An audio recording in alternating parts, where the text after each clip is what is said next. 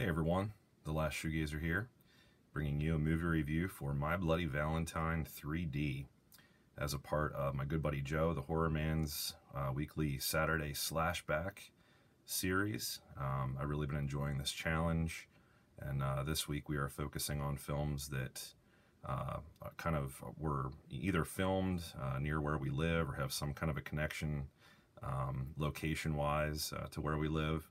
And this is one that was actually filmed in southwestern Pennsylvania.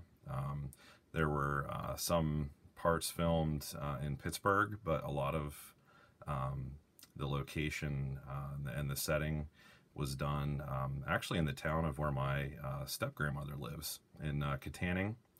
And a lot of scenes filmed there in Ford City, where her family's from. Places like the Ford City Police Station, the exterior of the local Logansport Mine in Bethel.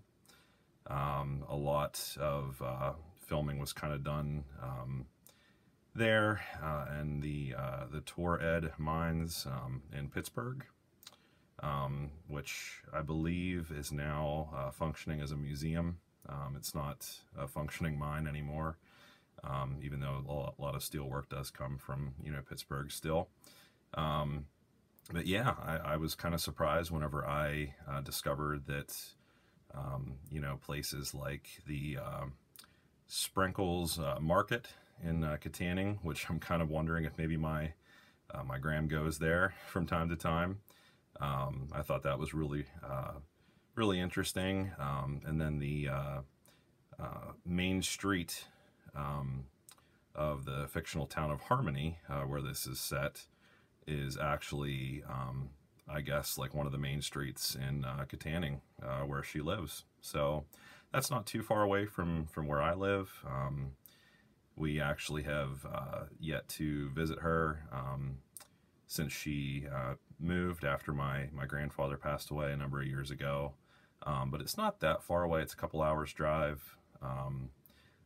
Yeah, like I said, that's where her family is from the Ford City area.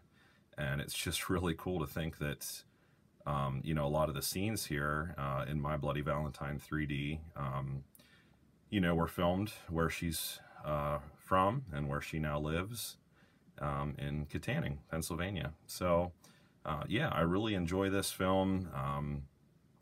It, is the kind of remake of 1981's My Bloody Valentine, the original, which, until I saw this gem, which is also from 1981, The Burning, this one for a while was, aside from the Friday the 13th franchise, my favorite slasher franchise, this one for a while was my favorite standalone slasher, but this has since taken that position. I absolutely love this film. But yeah, I really enjoy the original. Very creepy, atmospheric, dark, just has an awesome style to it. I do really enjoy the remake. I don't recommend watching this with the 3D glasses. A lot of this is like overly dark, and yeah, about, a half hour into it, it is just like, oh my word, I just feel like I'm just stuck in the dark here, and stuff's kind of hard to see. And, of course, wearing the 3D glasses that are included is just, it's a cool experience, but it gives you a headache after a while. But yeah, I think it's a nice kind of change in story from the original there, focusing on, Harry Warden, but in a different way. I do prefer the original. I think it's just a classic, awesome, very, very creepy, atmospheric slasher. But there's a lot of cool atmosphere in this. I think if you like, the remake approaches to films like, the Texas Chainsaw Massacre, Friday the 13th, which I reviewed the remake a couple of weeks ago as well. This is a fun watch. Pretty dark in its own right. A lot of twists and turns, kind of, cool surprises. I thought it was really innovative whenever it first came out, the 3D kind of aspects. But yeah, just a really, really fun time. And like I said, it's filmed where my step-grandmother lives right now and where she's from. So yeah, check out My Bloody Valentine 3D for a really cool slasher watch that I think will impress you, especially if you're a fan of the original.